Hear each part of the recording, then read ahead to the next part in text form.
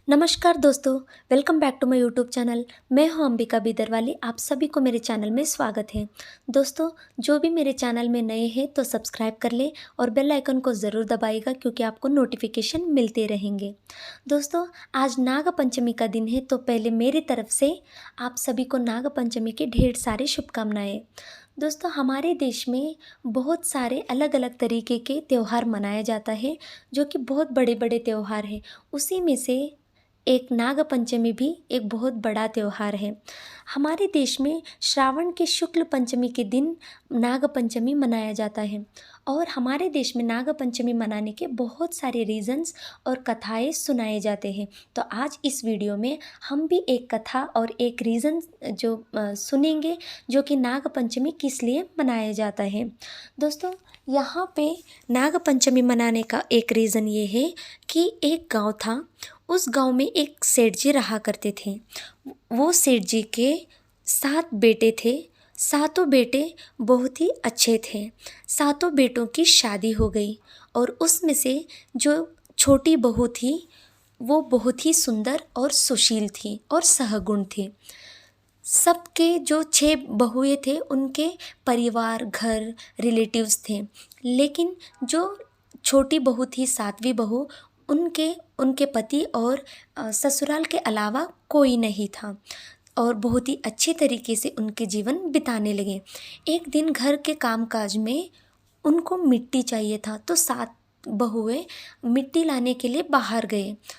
जब वो मिट्टी लेने गए तभी एक नाग दिखा। तो जब बड़ी बहू उस नाग को देखी तो घबराहट से उसे मारने लगी। जब छोटी बहू वहाँ पहुँची तो उनको कहने लगी कि मत मारो। तभी नाग देवता को छोटी बहू ने माफ़ी मांगी और कहने लगी कि नाग देवता, आप यहीं पर रहो, मैं घर को जाके आपके लिए दूध लेके आती हूँ।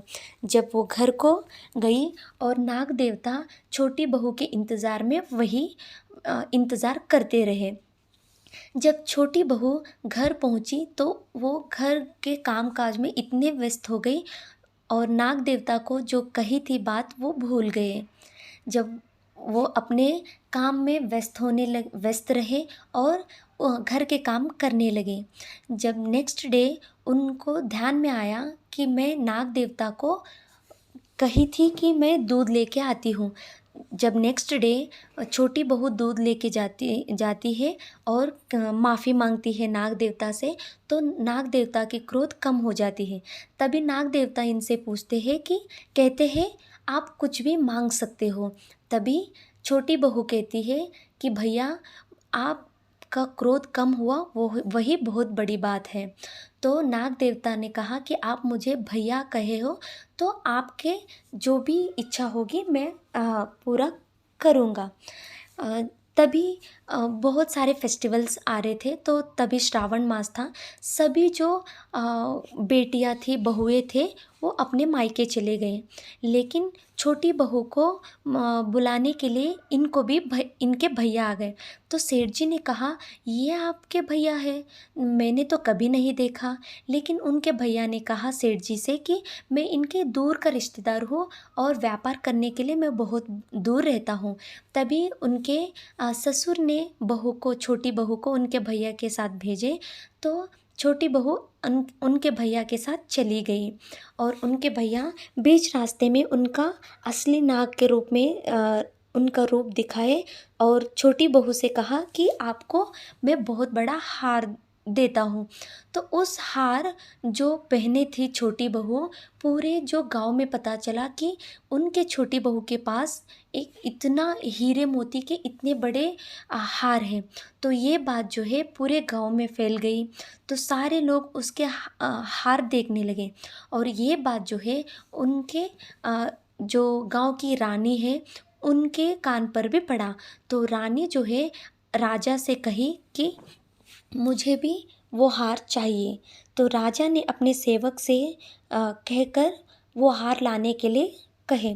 जब सेवक जाके, जो सैनिक है वो जाके जब हार लेके आए और महारानी अपने गले में पहनी थी, जब पहनने के बाद वो हार जो है नाग के रूप में प्रकट हुआ। जब वो घबरा गए तो राजा फिर से वो बहू, जो छोटी बहू थी, उनको बुलाए और उसने कहा, बहू, और राजा ने इसके पीछे का कहानी पूछा, रीज़न पूछा। तो बहू कहने लगी कि राजा, ये जो मेरे भैया दिए सो है, जो कि नाग भैया है, उन्होंने दिए, तो इसीलिए जो भी मेरे अलावा कोई भी इस हार को पहनेगा तो वो सर्प में प्रकट हो जाएंगे। तभी राजा माफ़ी मांगते हैं नाग देवता से और वो हार जो है इनको लौटाते हैं और बहू रानी जो है अपने घर वापस आती है और आके अपने ससुर और पूरे जो बहुएं थे उनके साथ मिलजुल कर रहती है और बहुत ही उनका जीवन जो है अच्छी तरीके से चलने लगता है। तो दोस्तों, आज यही कारण है जो कि श्रावण के मास में शुक्ल पंचमी के दिन ये नाग पंचमी मनाया जाता है, पूरे देश में मनाया जाता है। दोस्तों, इसी दिन हम जो बेटियां होती है जिनकी शादी हो चुकी होती है, तो इसीलिए वो सारे लोग अपने मायके जाते हैं और नाग के पूजा करते हैं और बहुत ही श्रद्धा से करते हैं। थैंक यू फॉर वॉचिंग दोस्तों, धन्यवाद। Thank you so much for watching, धन्यवाद।